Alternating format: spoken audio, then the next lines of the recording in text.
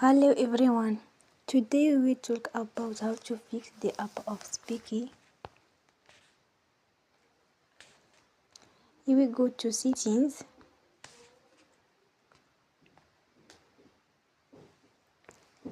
then we click on apps. After that you will search about the app of Speaky and you will click. Then you will on force stop. After that you will go to storage and click on clear cache. In the end you will turn off your Wi-Fi and you will turn again.